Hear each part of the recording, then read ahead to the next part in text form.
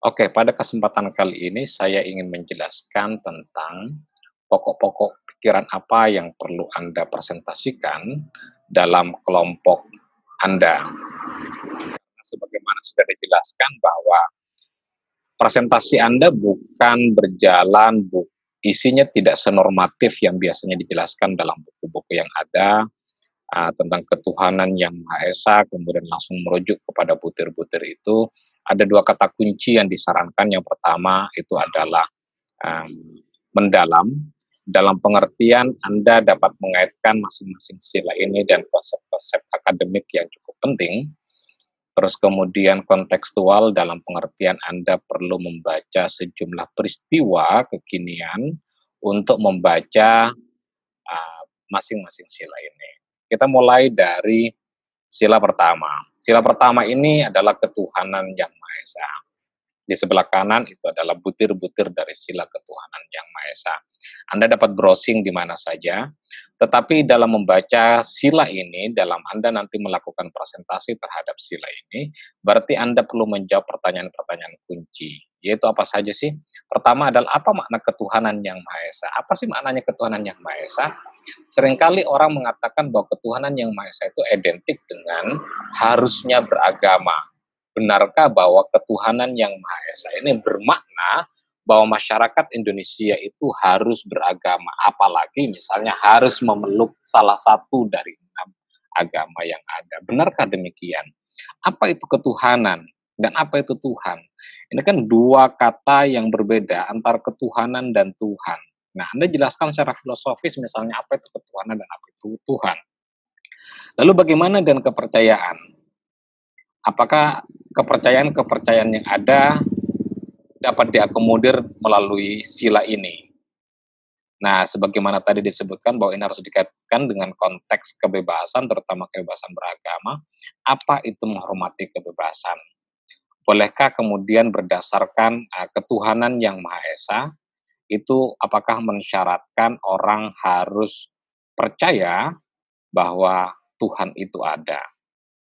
Yang kedua adalah misalnya karena konsepnya adalah kebebasan beragama, boleh nggak orang itu tidak beragama di Indonesia dengan mengacu kepada sila ini? Lalu bagaimana hubungan antar agama dan intraagama yang terjadi hari ini? Apakah ada masalah? Bagaimana pola relasi antara satu agama dan agama yang lain? Ataupun dalam interagama satu aliran, satu sekte, satu denominasi dalam satu agama? Bagaimana idealnya? Apakah ketuhanan yang Maha Esa ini sudah terimplementasikan hari ini? Lalu kemudian sila kedua adalah kemanusiaan yang adil dan beradab. Di sampingnya adalah butir-butir sila dari kemanusiaan yang adil dan beradab itu. Nah, sila ini perlu dikaitkan dengan konsep toleransi. Apa itu tenggang rasa?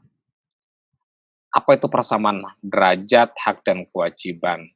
Bagaimana jika antar hak seseorang dan orang lain misalnya bertabrakan dengan satu dan yang lainnya?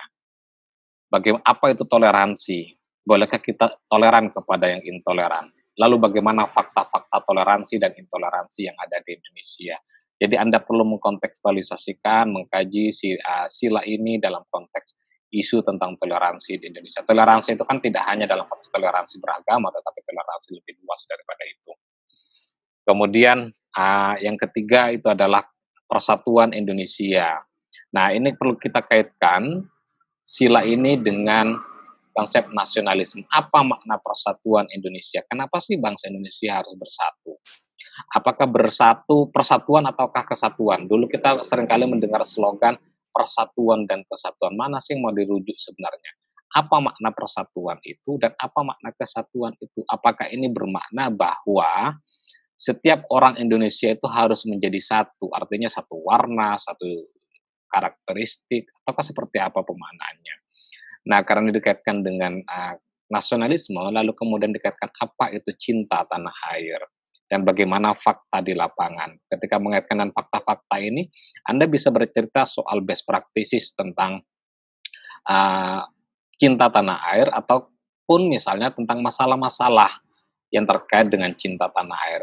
Haruskah misalnya orang yang ada di pelosok, di pedalaman yang tidak tahu bahkan tidak merasakan kehadiran Indonesia harus mencintai tanah airnya? Masihkah mereka harus mencintai tanah air misalnya jika tanah yang mereka miliki itu harus dirampas seperti yang terjadi barusan, belakangan ini. Ada tanah-tanah suku yang kemudian harus dirampas oleh sebuah perusahaan. Katanya cinta tanah air, bagaimana kita seharusnya menyikapi ini? Bolehkah kita misalnya termasuk di daerah perbatasan misalnya, apa makna persatuan, makna nasionalisme di daerah perbatasan? Di daerah perbatasan Kalimantan misalnya berbatasan dengan, Malaysia di mana mereka hidup justru lebih banyak dari sokongan kehidupan yang ada di Malaysia. Berulang kali kita mendengar bahwa mereka bahkan transaksi jual belinya menggunakan bukan menggunakan, mata uang rupiah. Apakah itu kemudian tidak, nasionalisme? Pernah juga muncul, isu tentang yang menimpa Agnes Monica, tentang soal, nasionalisme ini. Anda jadi bisa mengambil salah satu kasus untuk kemudian Anda kaji secara lebih mendalam. Lalu kemudian sila keempat, kerakyatan yang dipimpin oleh hikmat kebijaksanaan dalam permusyawaratan perwakilan. Yang paling penting dari pertanyaan, apa sih makna sila ini? Ini sila yang cukup panjang, kerakyatan yang dipimpin oleh hikmat kebijaksanaan dalam permusyawaratan perwakilan. Sila ini kerap dimaknai sebagai demokrasi. Apakah sudah benar dimaknai sebagai demokrasi? Apa itu perwakilan? Apa itu kebijaksanaan? Apa itu hikmat? Apa itu permusyawaratan? Apakah misalnya kalau itu dikaitkan dan demokrasi, apakah itu sudah sesuai demokrasi hari ini berjalan dengan sila ini? Atau jangan-jangan demokrasi sebenarnya tidak sesuai dengan sila ini? Anda bisa mengkaji dari sejumlah praktik-praktik pelaksanaan demokrasi di Indonesia, kemudian dikaitkan dengan sila ini, sesuai dan interpretasi Anda terhadap sila ini. Lalu kemudian keadilan sosial bagi seluruh rakyat Indonesia, di sebelahnya adalah butir-butir sila Pancasila, baru kemudian maka pemaknaan secara mendalam dan kontekstual itu adalah apa itu keadilan.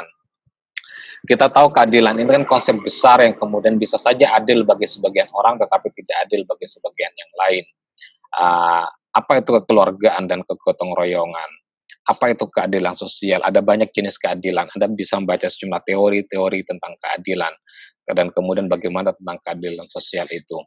Contoh yang paling aktual misalnya tentang fakta di lapangan, apakah misalnya ketika dulu pernah ada kasus nenek mencuri kakao gitu, uh, apakah tidak menghukum mereka itu adalah bentuk keadilan?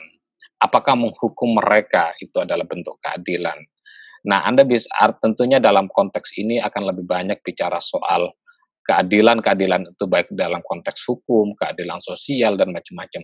Nah, Anda bisa ngambil salah satu kasus, kemudian Anda kaji, Anda kritisi. Tentu catatan saya adalah Anda perlu mengkritisi sejumlah peristiwa yang ada. Anda juga dapat mengkritisi sejumlah interpretasi terhadap masing-masing sila itu.